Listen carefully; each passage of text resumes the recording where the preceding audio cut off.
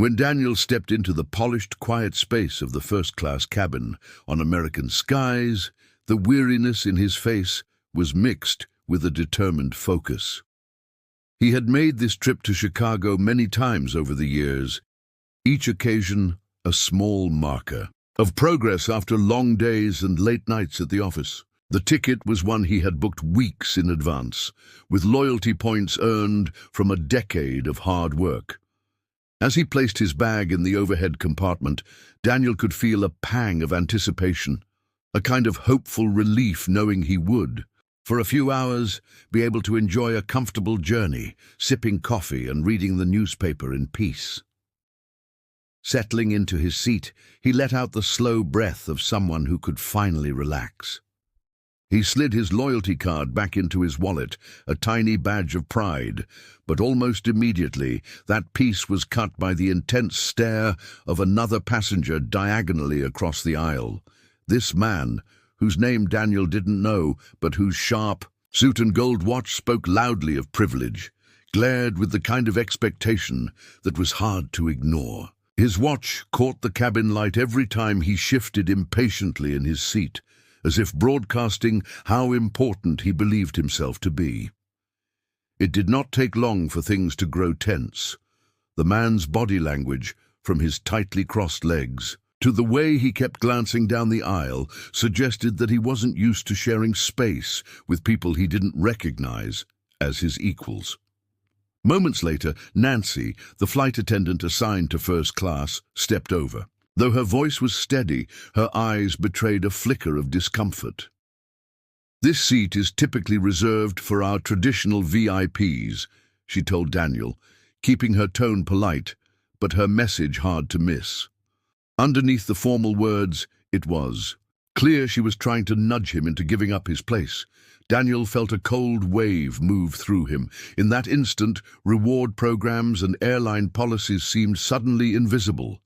Instead, something unspoken about belonging and hierarchy filled the air, like there were rules at play he'd never actually heard, but somehow was expected to follow. He sat there unsure whether to speak up or quietly comply, realizing that sometimes the biggest obstacles aren't written on tickets or company documents, but are woven into subtle glances, measured words, and the weight of old habits. Daniel, keeping his composure, reached into his pocket with steady hands.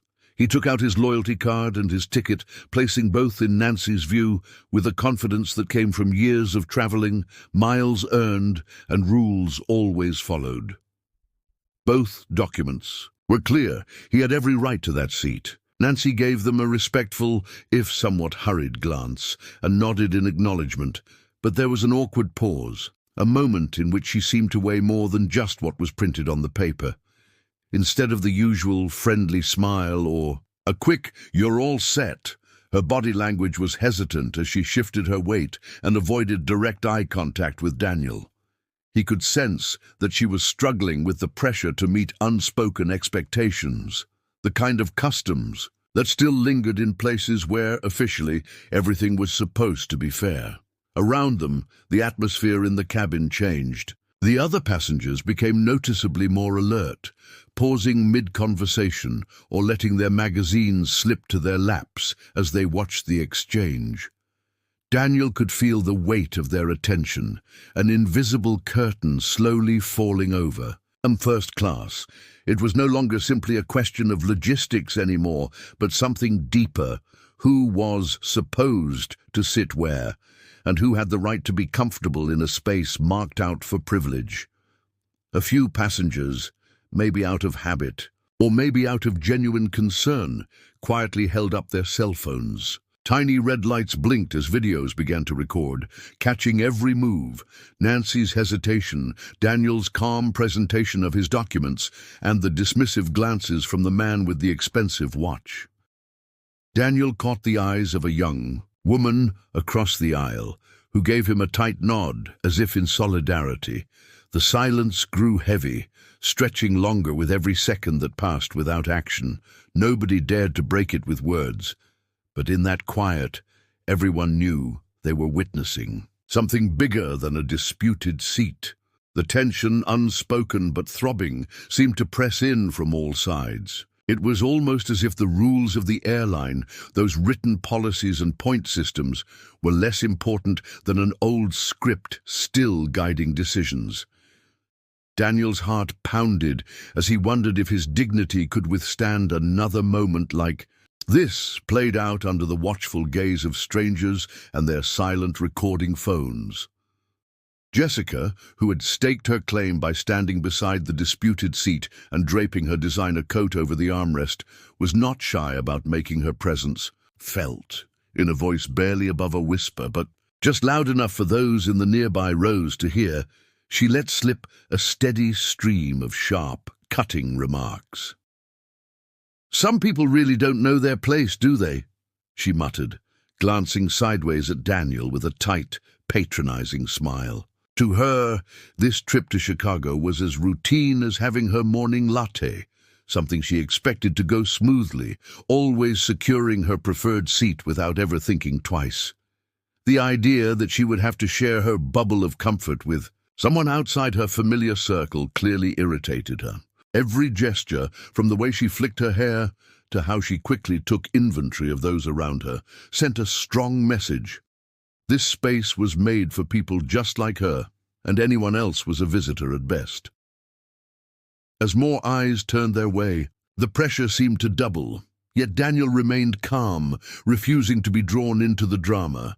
Rather than respond to Jessica's barbed comments or the side glances from the flight crew, he focused on controlling his breath. In his mind, he was not just defending a seat or a boarding pass. He was pushing back against an old, invisible rulebook, one that decided who got to feel comfortable, who blended in, and who had to shrink to fit the edges. Every minute he sat there quietly holding his ground felt like a silent message to everyone watching. People like him had every right to exist and belong in spaces like this, no matter what unwritten traditions whispered otherwise. It struck Daniel then how heavy a simple moment could become, how what looked like a squabble about a seat was really about belonging and dignity. He could sense it in the stares from fellow passengers, in the tension hanging above the cabin, and in the way his own hands tightened around the ticket still on his lap. He knew he was up against not just one woman's entitlement, but a much older habit, ingrained and passed along by appearances, expectations, and years of quiet nods. And though he was unsure what would happen next, Daniel told himself he would not yield, not just for his own sake, but for anyone who had ever felt invisible in places where they deserved to be seen. Nancy's earlier confidence faded fast as the evidence piled up right in front of her. Daniel's early check-in time, the confirmation email on his phone, the matching ticket with his name printed in bold. He had followed every rule, met every condition required. With each piece of proof shown, it became harder for Nancy to keep pushing that unwritten script. She tried one more nervous glance at Jessica, silently looking for permission or maybe support, but Jessica's lips just pressed tighter, arms folded as if daring Nancy to ignore the old pecking order. For a moment, Nancy stood frozen, ticket scanner in hand, her professional smile wavering. The cabin's gentle lighting did little to soften the harsh reality playing out among the rows of plush leather seats and personalized service. It was as if the whole promise of first class, the comfort, the warm towels, the polite small talk, suddenly stripped away and left only this uneasy line drawn between what the official policy said and what people quietly expected. The other. Passengers could sense it. The privacy they'd paid extra for was gone, and they all felt like characters in a scene meant to be private, but now forced out on display. People shifted in their seats and exchanged nervous looks, some growing bolder in their curiosity, and even more, phones pointed discreetly in the direction of the conflict. The sharp division between the official process and the silent culture of preference was laid bare for all to see. Whispers started to ripple through the cabin, blending with the low hum of the engines. questions passing from row to row about whether this would actually go further or be swept quietly under the thick and carpet. Daniel stayed still, back straight and jaw set, as Nancy finally let out a long sigh. She seemed to realize, if only in that instant, that following old habits had real consequences, ones seen and remembered by everyone present. The moment felt stretched, as if a storm was brewing right there at 30,000 feet, waiting for someone to make the next move. It was clear to everyone this wasn't about someone's favorite seat or a fleeting whim. It was a clash between how things were supposed to be and how they had always been, between official codes and informal power. In that awkward silence, it was obvious that something important was playing out, something that might outlast the flight itself, winding its way back down to earth long after the seatbelt sign switched off. Just when it seemed like the tension in the front cabin couldn't stretch any tighter, Mark, the cabin supervisor, stepped into view. His crisp uniform and confident stride made it clear he was the final authority on this flight. He positioned himself right in the aisle between Daniel and Jessica, his presence both reassuring and intimidating. With a measured tone, practiced over years of pacifying premium travelers, Mark turned to Daniel. "Sir, we truly appreciate your loyalty to American skies," he began, barely glancing at the ticket in Daniel's hand, "and we want every guest to have a pleasant experience. I'm sure you can understand, though, that sometimes we need a little flexibility to keep our most valued frequent flyers satisfied. Would you consider moving to another first-class seat so everyone can be comfortable?" Mark's words were careful and polite, but they had a sharp undertone, hinting at the kind of trouble that could follow if Daniel refused. He leaned in a little closer, lowering his voice so that only Daniel could hear the next bit. "I wouldn't want this to ruin your trip, sir. There are ways these things can get difficult, and I'm sure you'd prefer an easy flight." Daniel met Mark's gaze without flinching. He could read the subtext. Decisions weren't really made by who followed the rules, but by who had the right background or the right connections. He held Mark's eyes for a moment, letting his silence act as a quiet stand against the pressure, unwilling to allow himself to be pushed by threats wrapped in politeness. As Mark waited, a hush fell over the already silent cabin. People who had been pretending not to listen leaned in, and those phones, still pointed discreetly at the trio, continued to record. Jessica looked impatient, as if she expected Mark to quickly resolve the problem in her favor.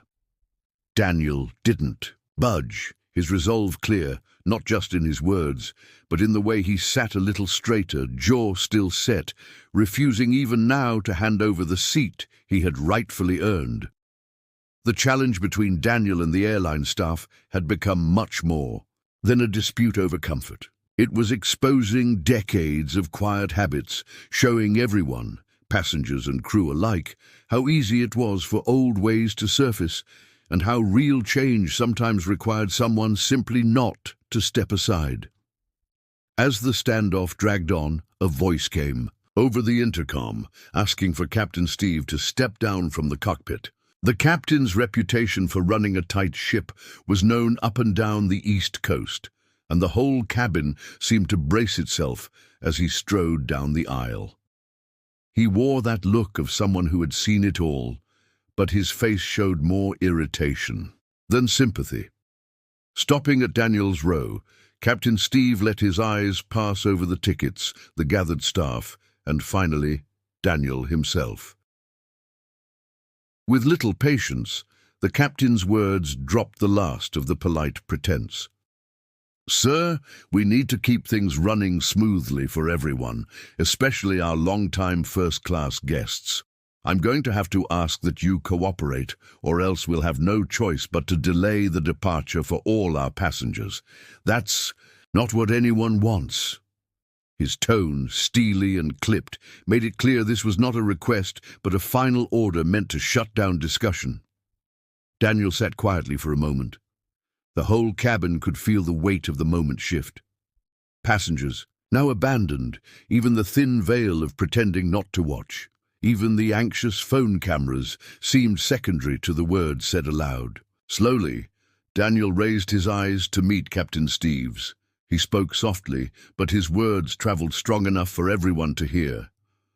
"Captain, I respect your job and the security of everyone on this plane, but I also believe that following the rules means more when it protects the dignity of every passenger, not just a few. I stand by my right to be here, not out of stubbornness, but out of respect for myself and for what is fair."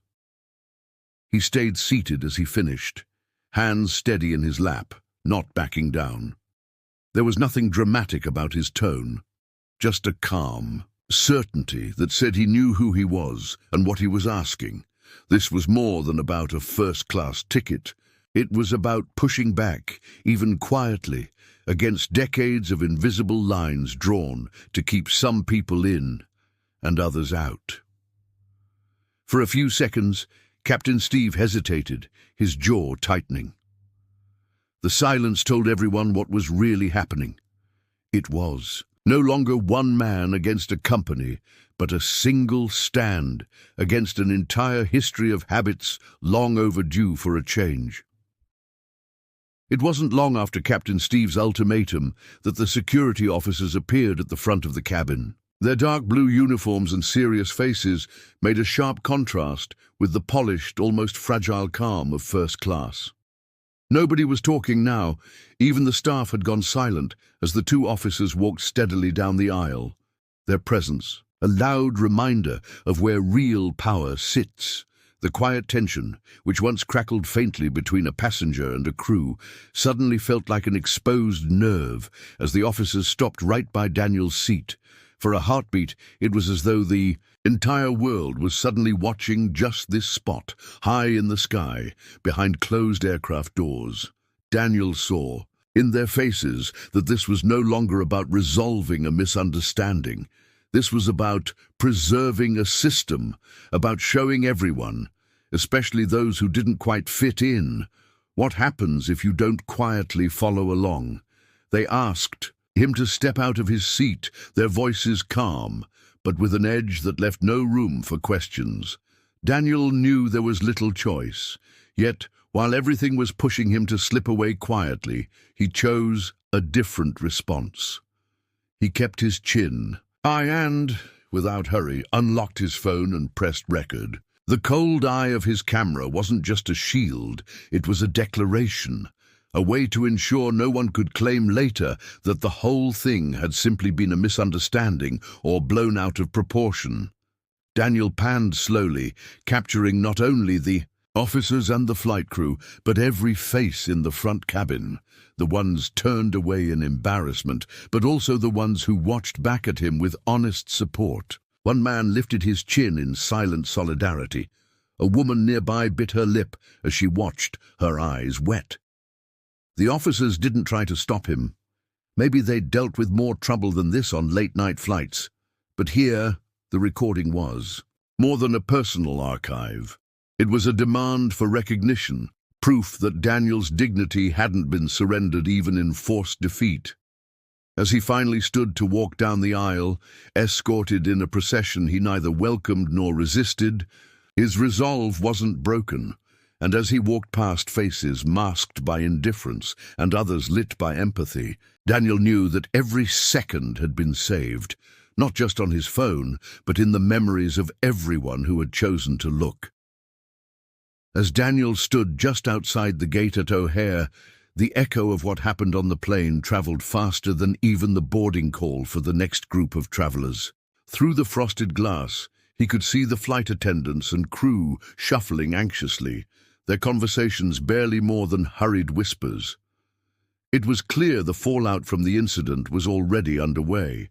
Passengers sent texts, uploaded video clips to social media, and some were already swapping stories with their friends at the terminal's coffee shops. Nobody really wanted to let what happened just fade away, least of all the ones who, for the first time, saw firsthand that their extra money didn't buy silence or sweep everything under the rug.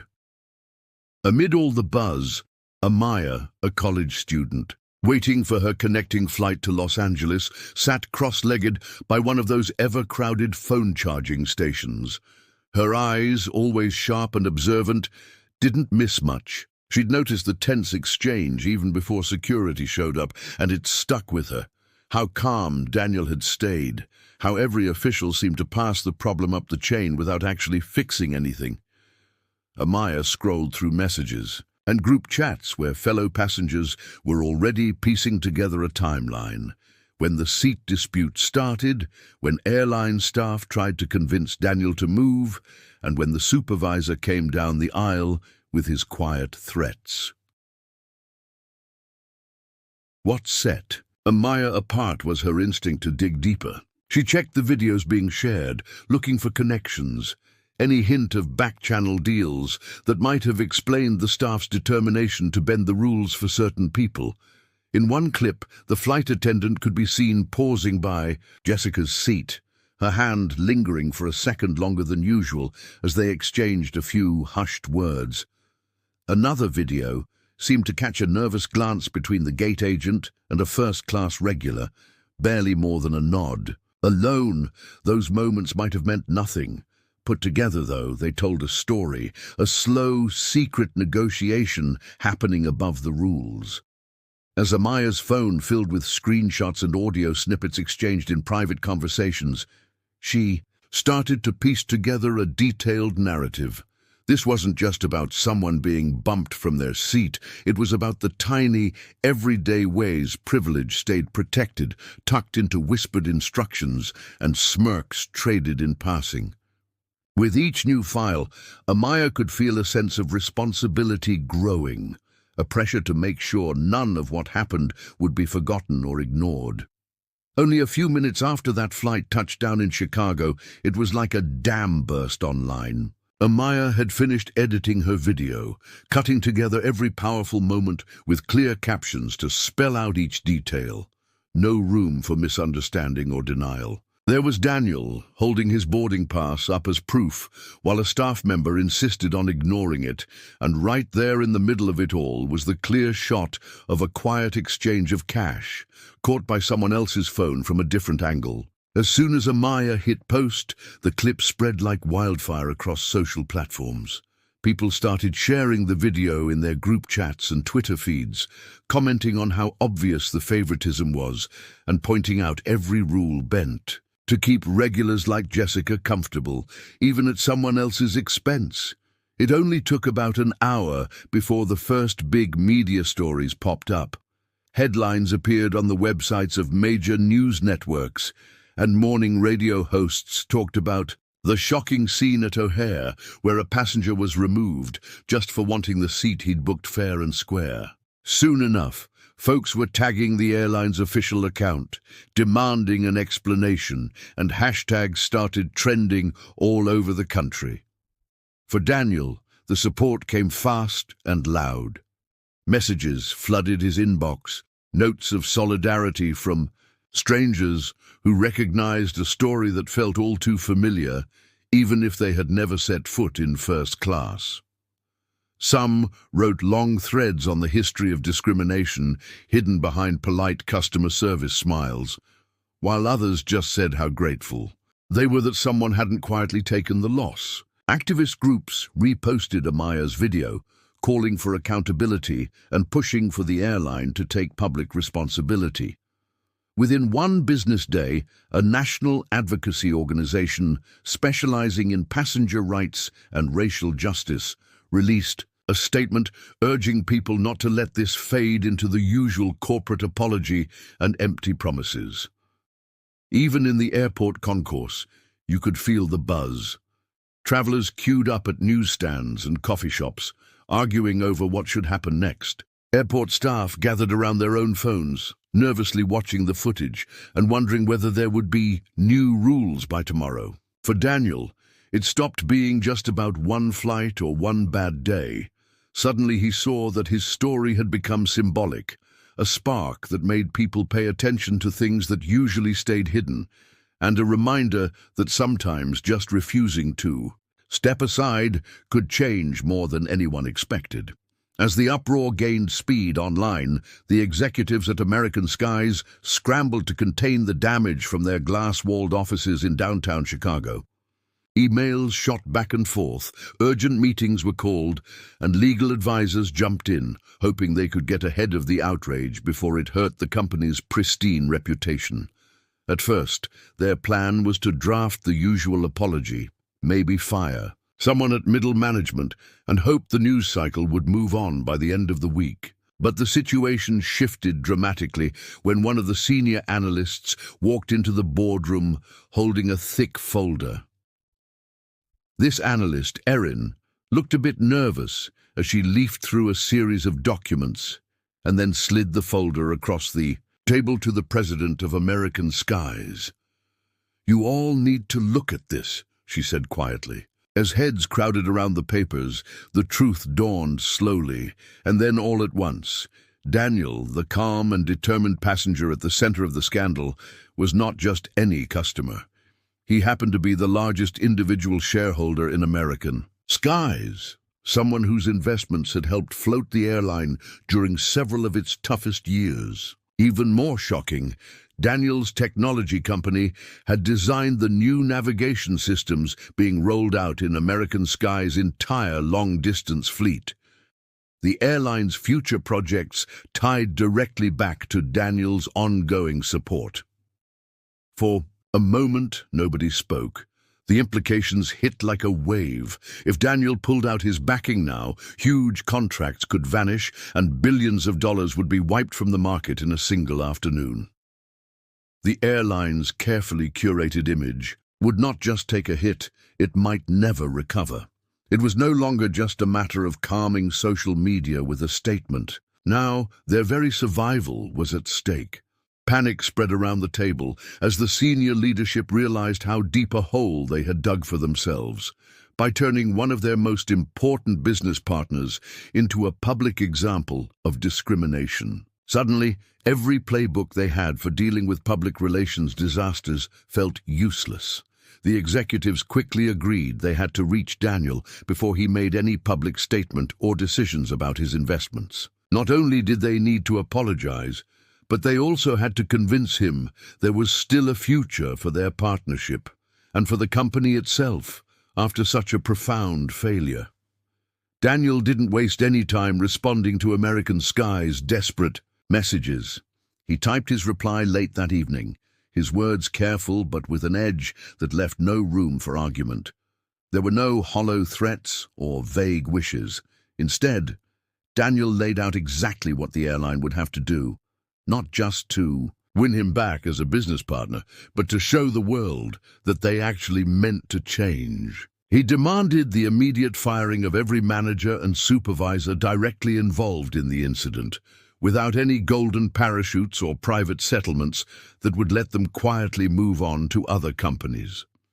He also called for an independent, third-party audit of company practices, not just in customer service but in hiring, promotion, and how complaints were handled across all departments.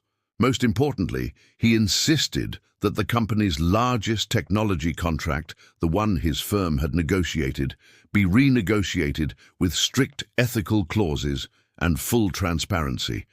For every penny spent and every decision made, his conditions landed like a series of punches at American Skies headquarters. Within the hour, the board called an emergency meeting, inviting Daniel to join virtually. It was clear from the faces on Daniel's laptop screen that nothing like this had ever happened before. Gone was the usual confidence of executives used to having the last word. Even among the most senior board members, old hands who had weathered public scandals before, there was a new sense of anxiety. The pressure from the media was relentless, with news crews parked outside the office and business journalists digging into every corner of American Skies' recent past. Shareholders made worried calls, and the company's stock price dropped as soon as word got out that Daniel's demands were in play. The discussion felt nothing like a negotiation and everything like a reckoning. For once, the balance of power had flipped. The same people who had enforced rules from behind closed doors were now at the mercy of Daniel's ethical judgment, knowing that the wrong decision could cost them everything from money to reputation. Daniel's tone was steady, focusing less on payback and more on what real, lasting justice might look like. He reminded everyone that change only mattered if it lasted longer than the news cycle and if it reached every corner of the company, not just the part visible to the public. In a moment, it became clear that this wasn't about revenge, but a shot at something much bigger. Inside the boardroom, the mood was painfully tense. Every executive's face seemed drawn and weary, shoulders tight with stress as if everyone was bracing for impact. The moment the video call started, it was obvious there would be no simple fix, no empty promise that could settle things this time. Rows of directors from American skies sat in silent anticipation while Daniel joined with 2 attorneys and a trusted business consultant, all ready to ensure not a single fact was swept aside. Daniel wasted no time. He laid out the file of evidence, every piece organized and unflinching. Video records of the moment the flight crew ignored his valid ticket, audio of the staff insisting policy could be bent for regulars, and messages from other passengers who had witnessed the whole situation. There were even statements from crew members, their voices shaky as they described the pressure to please certain customers at the expense of fairness. Daniel walked through each item slowly, determined not to let anyone gloss over the deep cracks. In the airline's culture, there was nowhere for the directors to look, no distraction or excuse that could water it all down. Some of the board members tried to shift the blame, suggesting that good people sometimes make mistakes in difficult situations. They pointed to the company's long history and all the awards American Skies had won for diversity training and customer relations. But their arguments felt thin against the evidence Daniel was presenting and against the scale of what had been exposed to the world only a day earlier. Daniel pushed back firmly, his voice measured but unwavering. He made it clear this wasn't about a few bad actors or a one-off mistake. The real issue, he explained, was how discrimination and favoritism had become woven into the fabric of the company's normal operations. There was a deep divide between what American Skies claimed it stood for and how it acted when nobody was watching. If the board chose to keep protecting the status quo, Daniel warned, they would not only keep hurting people, but set the pattern for future generations inside and outside the company. It became undeniable that something had to change. For the first time, the board felt the gravity of what was at stake. Not just lawsuits or bad press, but the very soul of American Skies and how history would remember their choices. With the pressure mounting and the evidence impossible to dismiss, the leadership at American Skies realized there was only one way forward. Later that same afternoon, the company released a statement across all its official communication channels, including its website, social media accounts, and internal message boards, announcing the immediate dismissals of Cynthia Parks, the Director of Customer Relations, Mark Rivers, the Head of Flight Operations, and Francis Taylor, the Gate Manager responsible for the incident. The announcement was short and to the point, laying out what had happened and naming those accountable. It promised not only new leadership, but meaningful reforms in how the company treated customers and employees at every level. The news spread quickly among American Skies staff. Group chats that had been filled with worried speculation now exploded with debate and, in many cases, a sense of real relief. Some employees felt the change was overdue, admitting quietly to colleagues that the company had protected certain people for too long. Others were just shocked that such high-level departures could happen so publicly and decisively. For some, there was disappointment that familiar faces were gone, but for many more, the move felt like a turning point, ending the old cycle of empty promises and half-hearted apologies. As Cynthia, Mark and Francis left their offices that evening, nobody much lingered to see them off. Heads were low, conversations hushed, the air unusually heavy. It was clear that an entire era at American Skies had closed out in the space of a day. The message was unmistakable. The kind of favoritism and backdoor deals that had shaped so much of the company's culture were not just frowned upon, but now carried real consequences. No one could ignore the warning that privilege and seniority would not protect anyone from being held accountable any longer. Outside the headquarters, TV news crews filmed employees leaving the building, catching short interviews with staff, who cautiously voiced hope that things could start fresh. All over social media, both former and current employees posted messages, some expressing shock, others feeling the first flicker of optimism in a long time. It was a high price for American Skies to pay, but most agreed something this serious demanded more than lip service. Finally, the old system had been broken, and there was a shared understanding that this was just a first step, not the end, in making sure real change would stick. The fallout from the scandal hit everyone involved in a way that nobody could have predicted just a day earlier. Cynthia Parks, who had once run the customer service department with an iron grip and rarely accepted pushback, became the face of institutional racism almost overnight. Within hours of her dismissal, memes popped up all over the internet using old press photos and sound bites from internal meetings to mock her stubbornness and tone-deaf comments.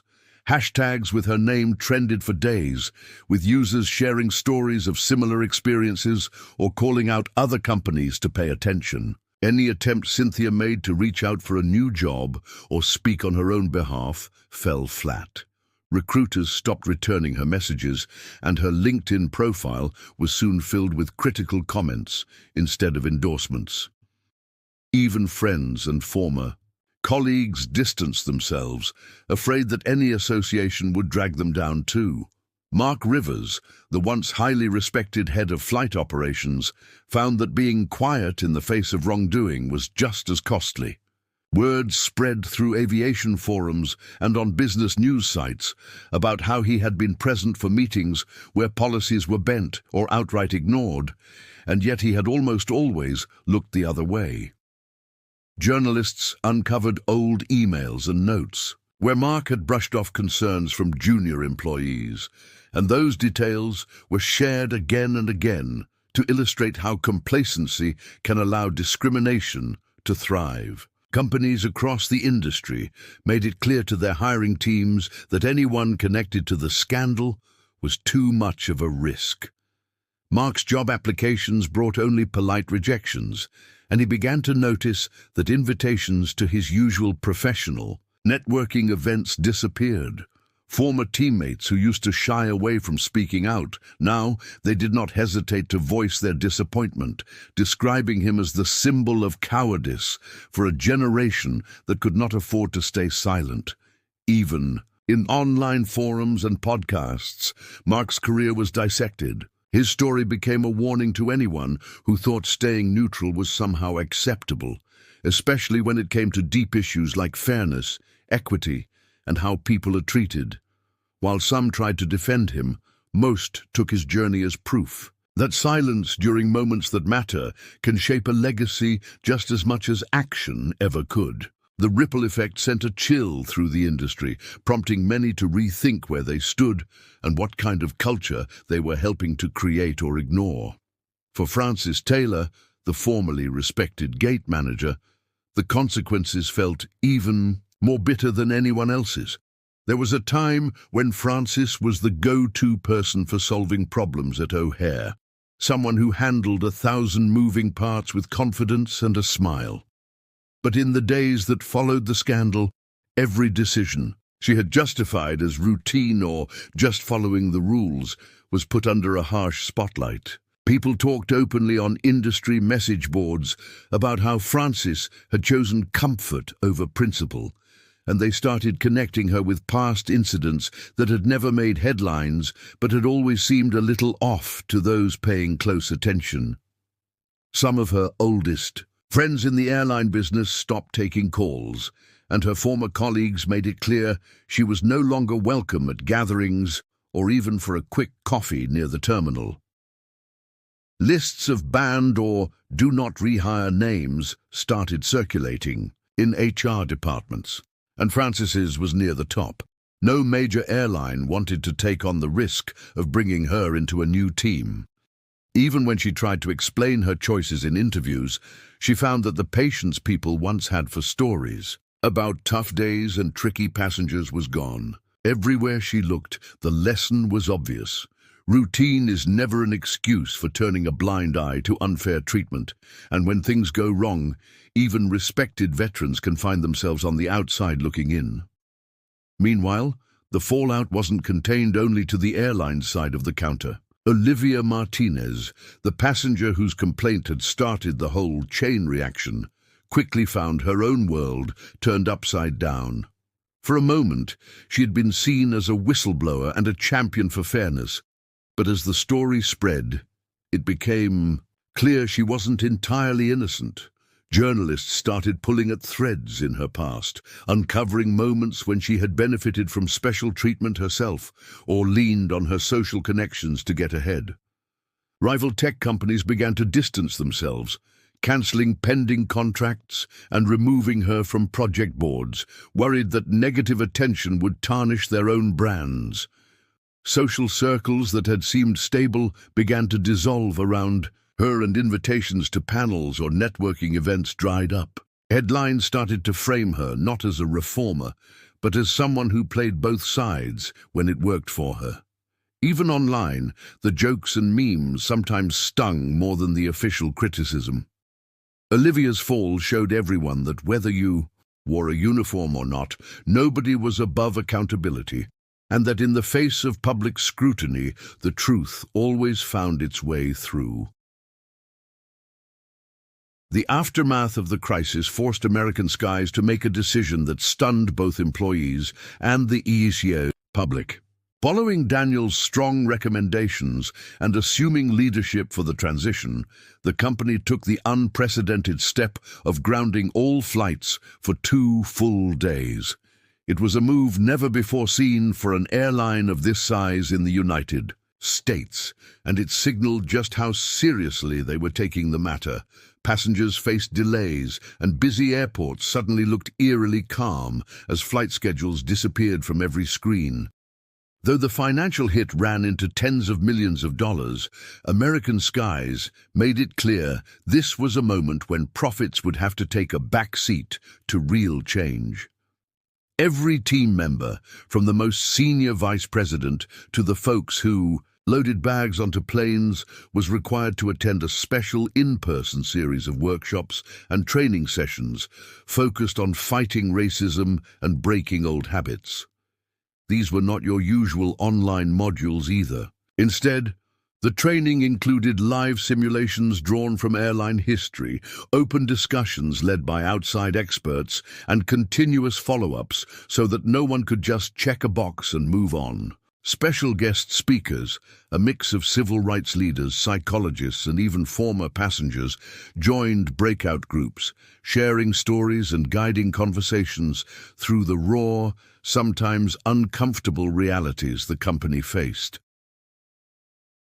Reporters camped outside training centers in places like Dallas, Atlanta, and Chicago, eager to catch any sign of friction or progress. The leadership team, with Daniel at the front, was remarkably open. They gave regular press conferences, streaming them live and taking tough questions head-on. Daniel's message was always the same. True justice doesn't stop at firing a few people. It's about rebuilding trust, changing habits, and making sure no one here forgets what happened or why. Gradually, the public mood started to shift. International outlets picked up the story, many of them praising American Skies for choosing real reform instead of another superficial apology. Pilots and flight attendants from other airlines watched closely, and some even reached out privately to say they hoped similar changes would come their way. Even as the company counted the millions it had lost, There was a sense of pride among the employees. For the first time in a long while, people felt like they were part of something bigger than just getting planes off the ground. They were actually helping to turn a painful episode into a lesson that everyone could learn from together. Not long after the company-wide shutdown and intensive training, American Skies sent out a survey to every one of its employees. The results were eye-opening, even for those who thought they understood the depth of the issue.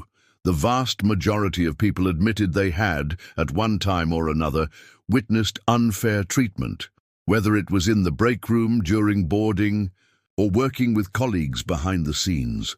Most said they just kept quiet, either because they were afraid of speaking up or because it seemed like nobody else ever did. Many shared stories of moments when they had hesitated, worried that bringing up a concern might cost them their job or put a target on their back.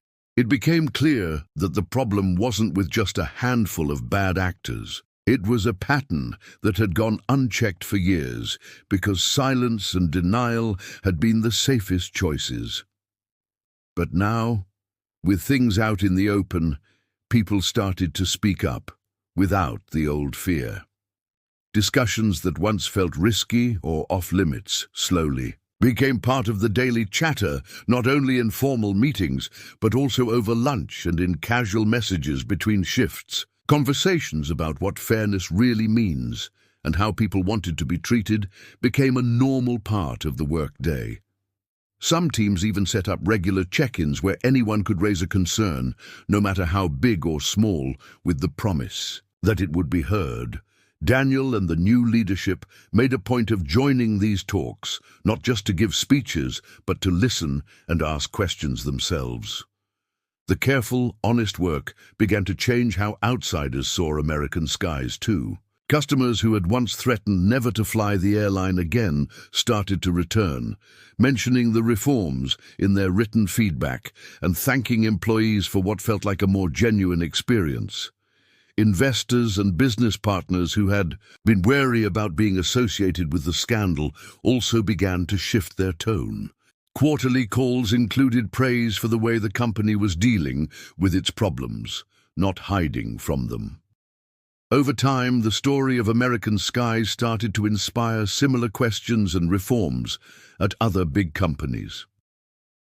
Hotel chains, national banks, and even giant delivery services looked to what Daniel's team had pulled off, realizing change was possible if leaders owned up to the past and made real changes. With each new step, the hope for lasting improvement seemed more and more likely across the corporate world.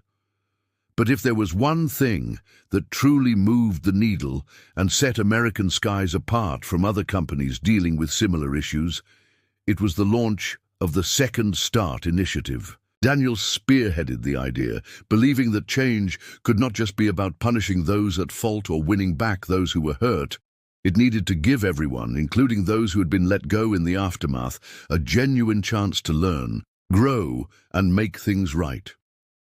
The Second Start initiative was open to anyone involved in the crisis, even Cynthia Parks, Mark Rivers, and Francis Taylor. But it was not just a box-ticking exercise or a public relations move. To take part, people had to commit to a long, challenging process.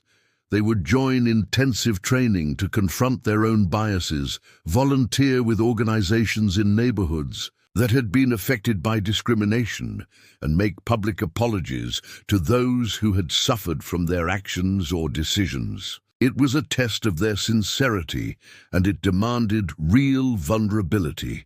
Cynthia, Mark, and Francis showed up, though even signing up was difficult for all of them.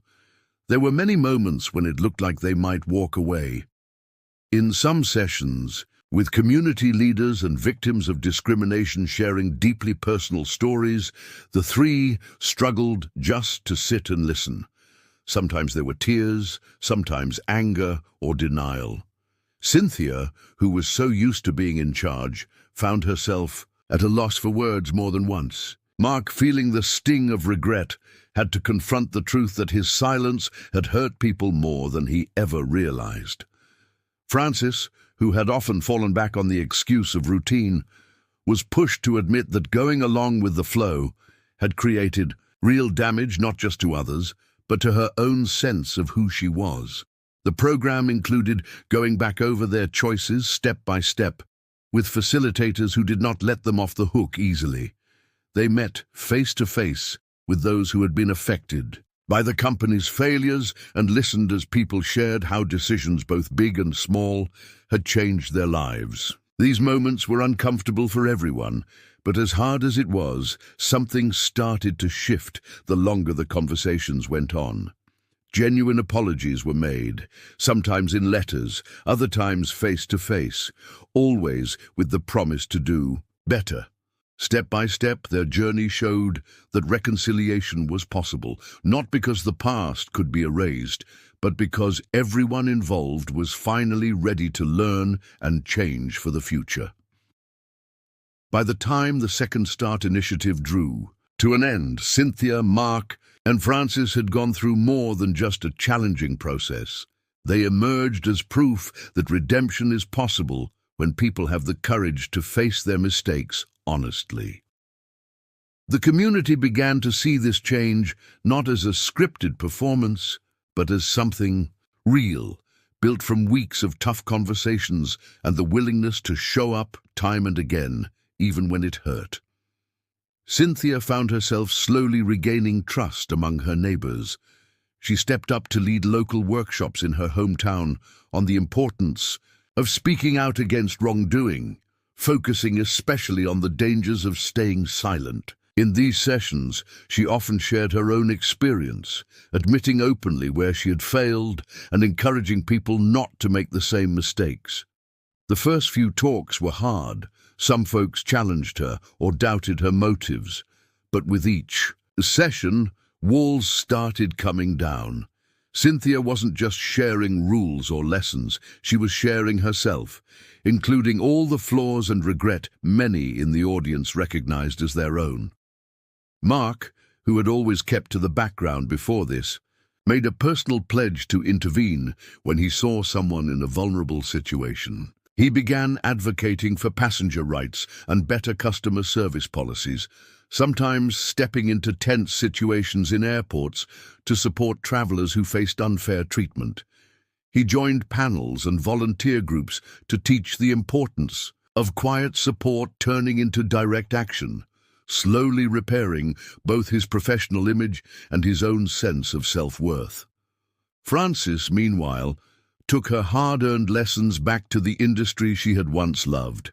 She became an ethics instructor for new airline professionals, developing courses that didn't just cover company policy, but also told real stories, including her own, so that the next generation could learn where things had gone wrong and how to set them right. The effect rippled far beyond American skies. Other businesses, from hotel chains in California to major banks in New York, reached out for advice on starting their own Second Start programs. The idea caught on that real justice is about creating space for hard lessons, learning and genuine change, not just pushing people out or covering up mistakes. Across industries, boards and managers quoted Daniel's team and spoke about how nobody has to stay tied to their worst day if they are willing to try for something better. Under Daniel's steady leadership, American Skies began to set a new international standard when it came to ethics, inclusion, and restorative justice. The airline, once known mostly for its reach and perks, started attracting attention for very different reasons. Executives from London to Sydney flew in to observe how American Skies handled difficult conversations and turned tough lessons into honest reform. Reports in the business press noted how quickly customers returned, how the passenger numbers soared month after month, and how Wall Street analysts, who had once warned investors to avoid the stock, now spoke of the company's impressive turnaround. What stood out most wasn't just the rising profit lines. It was the new sense of belonging that travelers and employees alike talked about, whether in customer surveys or in chats over coffee during their layovers. The old reputation as a place Locked behind privilege faded as the company's everyday actions spoke louder than any ad campaign. Employees at every level began to feel proud to wear their badges, knowing that their small decisions were part of a much bigger promise. People felt empowered not just to spot problems, but to solve them, and customers noticed the difference. Flight crews started sharing little daily stories of compassion and flexibility, while teams at the main office launched new programs encouraging diverse hiring and promotion. Looking back, Daniel felt a satisfaction that had little to do with quarterly numbers or even winning back famous clients. Each time he walked through the terminal and saw employees teaching one another instead of just carrying out orders, it reminded him that the real triumph was in what the culture had become. Gone were the days when fear or habit held sway. Now open conversations and moments of forgiveness were a regular part of company life. That day on the runway, which once seemed like the beginning of the end, had instead rewritten the company's story.